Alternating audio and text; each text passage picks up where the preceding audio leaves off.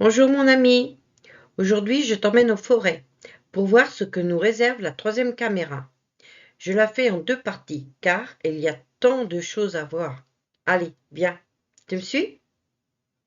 Cette caméra a été accrochée à un des arbres au lieu-dit la cabane de l'ermite. C'est à 1 kilomètre plus loin que la caméra numéro 2. Les résultats ont été spectaculaires. Il a beaucoup plu cette semaine-là. C'était à la mi-mai. Le petit ruisseau s'est transformé en torrent, inondant tout le terrain autour.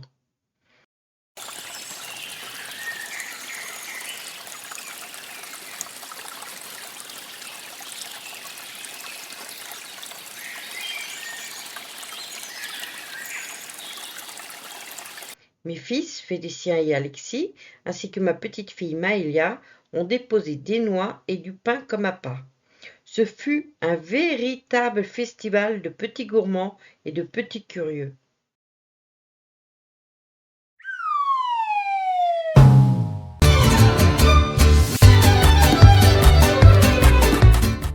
Un chat domestique, a fait son passage. On se demande ce que fait ce chat aussi loin dans la forêt. Nous sommes à plus de 3 kilomètres de la première maison. Notre pigeon ramier est passé plusieurs fois. Je ne saurais pas affirmer que c'était le même à chaque fois, mais les couleurs sont semblables. Un couple de merles noirs vivent non loin de là aussi. Ils se sont régalés de bons vers bien juteux.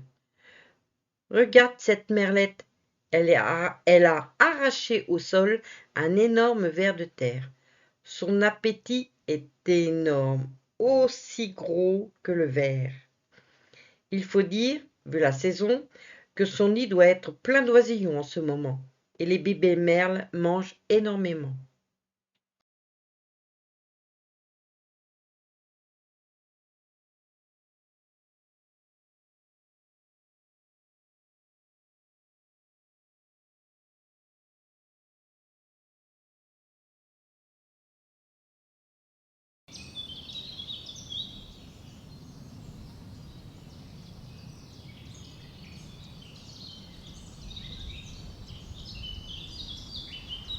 Mais c'est quoi cet oiseau coloré auprès du merle? Un pic-et-pêche. Waouh! Je n'en avais jamais vu en vrai avant. D'ailleurs, ce pic est une femelle. Je t'explique tout. Le pic-et-pêche est l'espèce de pic la plus répandue et la plus commune en Europe et dans le nord de l'Asie. Son nom scientifique est Dendrocopos major. C'est un oiseau territorial. Il vit seul ou en couple. Son plumage est magnifique. Il se caractérise par ses couleurs rayées de blancs et de noirs, avec une tache rouge écarlate sur le bas-ventre près de la queue. Le mâle a une petite tache rouge sur la nuque, ce qui fait sa plus grande différence d'avec la femelle. Le bec du pic-et-pêche a la forme de ciseaux à bois. Il est puissant, pointu et noir. Le pic mesure entre 20 et 24 cm, la taille d'un merle en fait. C'est un oiseau grimpeur très agile. Il cède des plumes de sa queue pour se stabiliser sur un tronc. Ces plumes très solides, appelées les rectrices, sont comme un ressort qui amortit le mouvement lorsque le pic tambourine ou creuse le bois. Ses pattes sont zygodactyles pour pouvoir s'accrocher aux branches et grimper.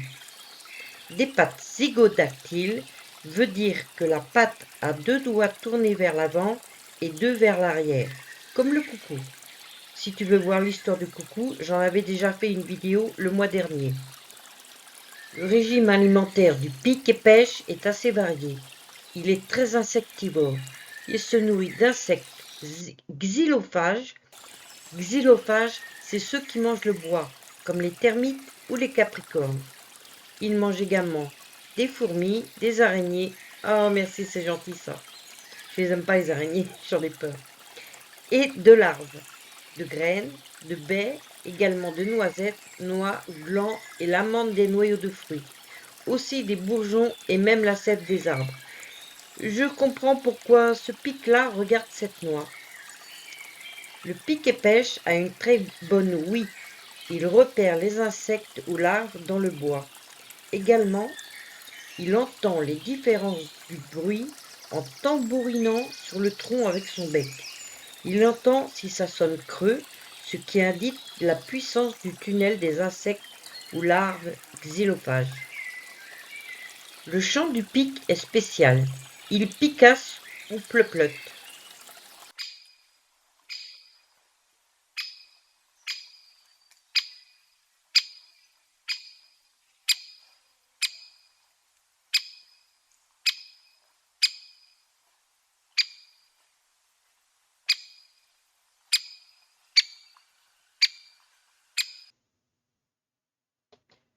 Le tambourinage du pic-et-pêche peut s'entendre jusqu'à presque 1 km.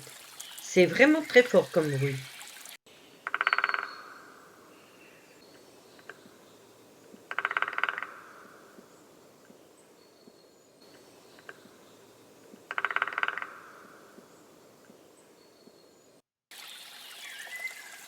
Les deux adultes pic-et-pêche creusent un trou dans un tronc à 3 ou 4 mètres du sol pendant la saison des amours au mois de mars et avril. Ce trou est profond de 20 à 30 cm. L'ouverture n'est que de 5 cm. Ce sera leur nid, tapissé d'une fine couche de copeaux de bois. La femelle va pondre entre 4 à 7 œufs blancs entre fin avril et début juin.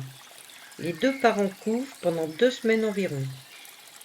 Les bébés sont nourris par les deux parents d'insectes pendant 20 jours dans le nid et encore 8 à 14 jours lorsqu'ils sortent du nid. Puis, les parents pics chasseront du territoire leurs petits devenus adultes. Comme tous les pics, le pic-et-pêche souffre de la raréfaction d'arbres morts en forêt. L'être humain nettoie un peu trop la forêt de son bois mort. Dans les bois un peu plus sauvages, le pic est plus abondant. Le pic-et-pêche bénéficie d'une protection totale en France depuis 1981. Il est donc interdit de le blesser, le tuer ou le capturer, ni même de toucher au nid. Même si tu en trouves un de mort au bord d'une route, par exemple, tu n'as pas le droit de le ramasser. Il est classé insectivore utile depuis 1902. Ses prédateurs sont surtout l'écureuil, la martre des pins, la fouine et l'épervier. La durée de vie du pic-et-pêche est estimée à environ 7 ans.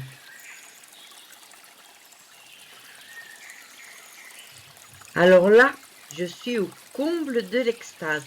J'adore cet animal.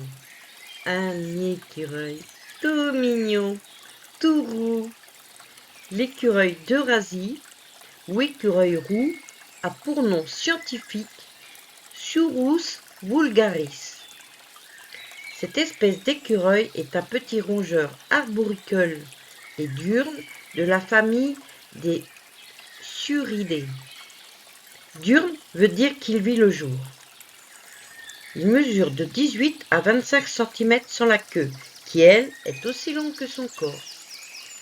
La couleur rousse à brune de l'écureuil le rend discret dans les feuillages et en automne dans les feuilles mortes au sol lorsqu'il enterre ses provisions ou mange des champignons. Son pelage s'épaissit et s'allonge en hiver, ce qui rend les pinceaux des oreilles plus visibles. Les pinceaux, ce sont les petites touffes de poils au bout de ses oreilles. Le ventre de l'écureuil est toujours blanc.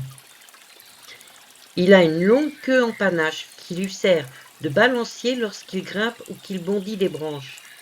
Sa queue lui sert également de couverture moelleuse et bien chaude en hiver ou pour couvrir ses petits. L'écureuil roux est arboricole. On le trouve donc à proximité des bois, dans les parcs boisés et dans les forêts, notamment dans les forêts anciennes. Il marque ses itinéraires avec des repères odorants qu'il est le seul à connaître. Il cache des stocks de graines ici et là. Il est tellement agile qu'il court littéralement sur les branches dans les arbres de plus de 30 mètres de haut, descendant ou montant les branches, sautant d'un arbre à l'autre, avec une agilité et une facilité déconcertantes.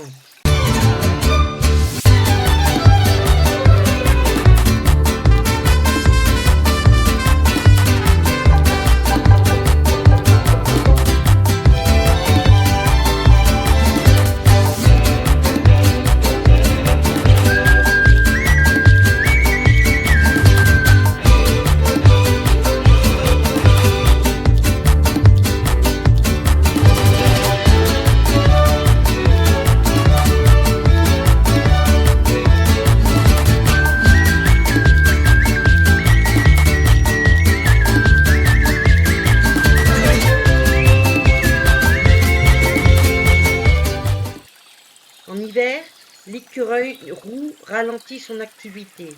Les grands froids peuvent lui être fatals. L'écureuil cherche sa nourriture d'abord en haut des arbres, surtout en début et en fin de journée. C'est un animal omnivore.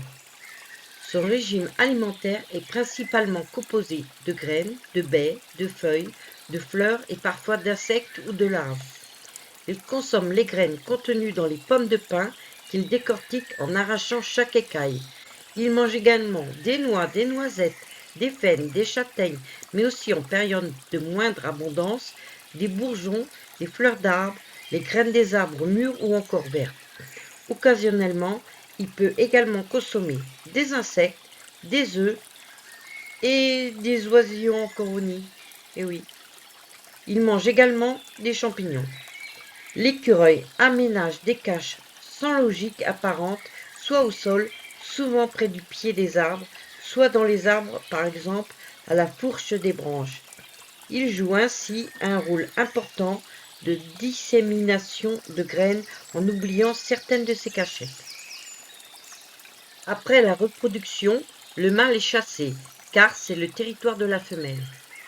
L'écureuil construit plusieurs nids, appelés hôtes, avec des branchettes et des brindilles. L'intérieur est tapissé de mousse et d'herbe.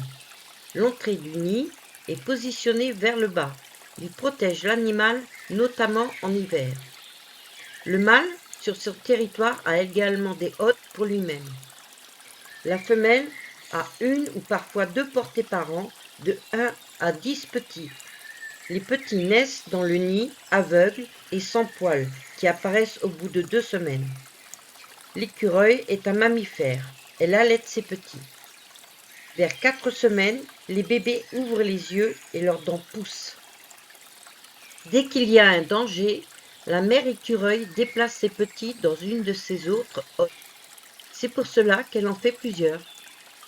Les petits seront chassés du territoire lorsqu'ils seront indépendants vers 10 semaines par leur mère. Le cri de l'écureuil est un son aigu et strident, surtout en cas d'alerte.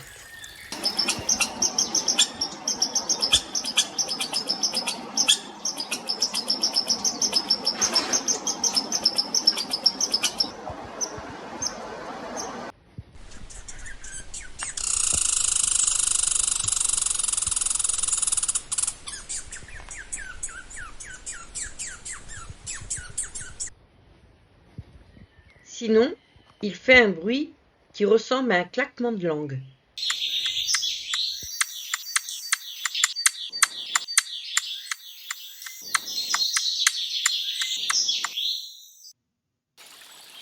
La longévité de l'écureuil est de 7 ans environ. Les causes de mortalité sont la famine, liée à l'introduction de l'écureuil gris, envahisseur venu d'Amérique du Nord, qui détourne à son profit les ressources alimentaires et est porteur d'une maladie, la coccidiose, due à un parasite inoffensif pour lui, mais mortel pour notre petit écureuil roux.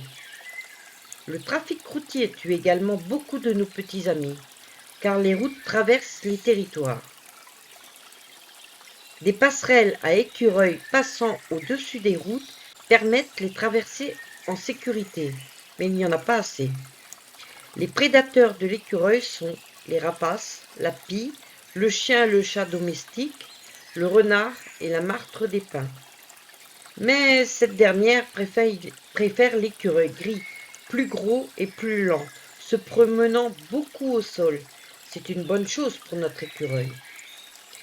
L'écureuil est en outre sensible à la pollution. Les champignons accumulent certains toxiques et l'écureuil mange de ces champignons.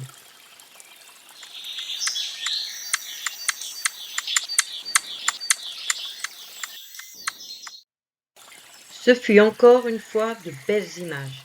Si tu aimes les animaux exotiques, lorsque tu t'en lasses, ne les relâche pas dans la nature. Donne-les à quelqu'un ou à un refuge, ou n'en achète pas. Car vois-tu, l'exemple de l'écureuil gris, qui n'a rien à faire en Europe, qui rend malade et affame notre petit écureuil roux, il n'a rien à faire ici. Je pourrais en faire toute une vidéo tant il y a d'espèces invasives, rien que chez nous en Europe. Des tortues carnivores, des moustiques mutants, des frelons asiatiques, des araignées, des serpents, des plantes. Tiens, le bambou. Mais quelle idée de planter du bambou pour adopter un panda? Enfin bref. Si tu as aimé ma vidéo, n'oublie pas le pouce levé, un petit commentaire, j'adore. Et si tu ne veux rien rater, abonne-toi, c'est gratuit. La semaine prochaine, je te parlerai de 2 animaux, un nouveau et un que l'on avait déjà aperçu à la passerelle. Je te laisse mon ami avec de belles images en musique. Je te dis à la semaine prochaine pour la suite de l'aventure. Porte-toi bien et n'oublie pas que la nature est précieuse.